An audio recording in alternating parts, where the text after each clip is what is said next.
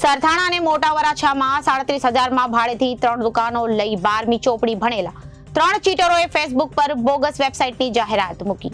Kitchenware અને ઘર વકરી સામાન સસ્તામાં આપવાના નામે ગ્રાહકો પાસેથી કરોડોની રકમ પડાવતા હોવાનું રેકેટ સરથાણા પોલીસે પકડી પાડ્યું છે. પોલીસે 8.35 લાખનો મુદ્દામાલ જપ્ત કરી 3 સૂત્રધારો સહિત 6 ને પકડી પાડ્યા છે. જ્યારે એક સૂત્રધાર પિયુષ વીનું ખંટુ વોન્ટેડ છે. સૂત્રધાર સાગર ખૂંટ અને તેનો ભાઈ પિયુષ ખૂંટ તથા આશીષ હડિયાએ 2 ટ્રેક અને MCA ભણેલા વિદ્યાર્થીઓને 30,000ની નોકરી પર રાખી ખોટી વેબસાઇટથી છેલ્લા 1.5 વર્ષમાં 30 કરોડથી વધુની કમાણી કરી હોવાની વાત સામે આવી છે. આ ટોળકીનું કામ ફ્લિપકાર્ટ જેવી દેખાતી બોગસ વેબસાઇટ અને QR કોડ બનાવી ફેસબુક પર કિચનવેર અને ઘર વકરી સામાન સસ્તા ભાવે વેચવાની જાહેરાત મૂકતા હતા. આ ઠગાઈમાં સિમ કાર્ડ સહિતના ડોક્યુમેન્ટ તેમજ બેંકની કીટો આશીષ હડિયા ભાવનગર અને જૂનાગઢથી લાવતો હતો.